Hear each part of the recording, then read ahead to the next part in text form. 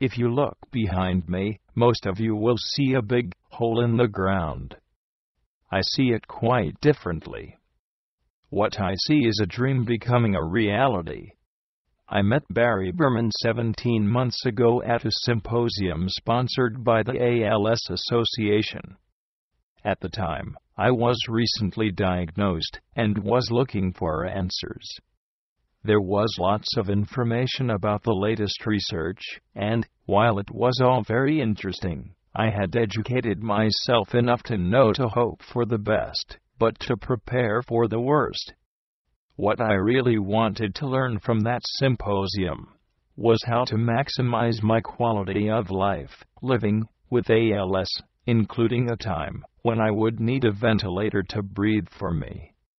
To understand why I am here today, it is important that you hear the story of my friend, Ron Miller from Virginia.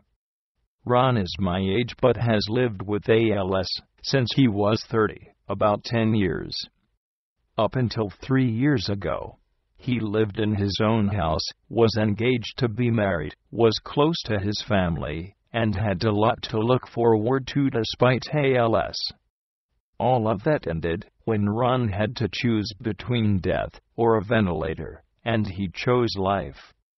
The stress of his new reality alienated his family.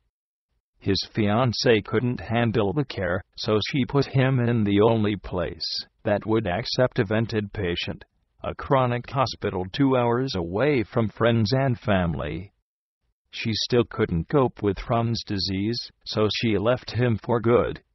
Under the crush of mounting medical bills, Ron was forced to sell his house and spend his life savings so he could qualify for Medicaid. Being penniless and estranged from family would be bad enough, but in the hospital, where Ron was left to live, he is left in bed all day. He is in a room shared with another, and he will go a year or more without ever going outside. As a society, we treat prisoners better. Having met Ron inspired me to seek out a better way for people determined to live with ALS, to do so with dignity and respect.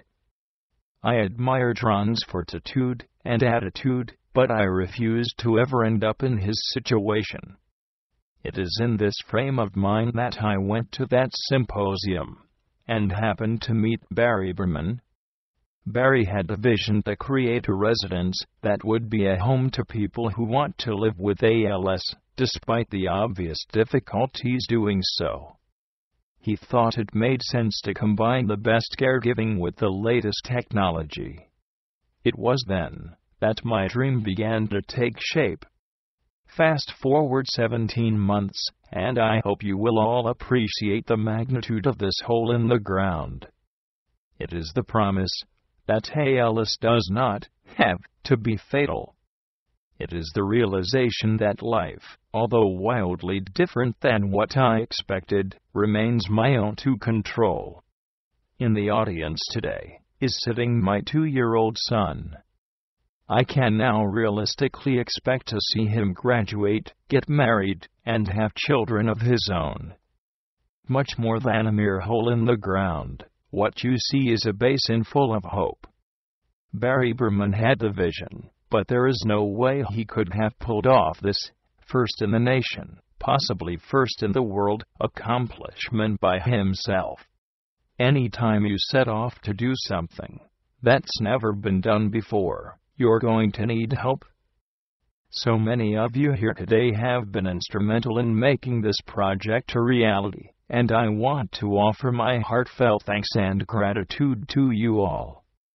Whenever you design a building so unique that it truly hasn't been done before, you can bet you're going to have to change some of the rules. To do that, we had inspectors and regulators with vision, and who were not afraid to think outside the box. I thank the Legislature of the Commonwealth.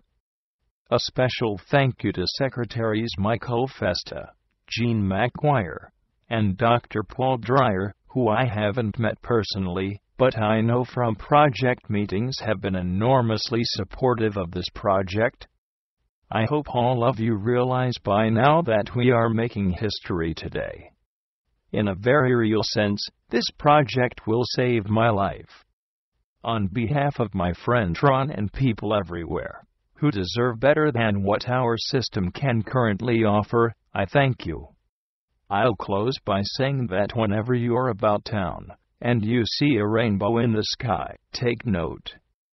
I'm willing to bet that the end of the rainbow lands right behind me.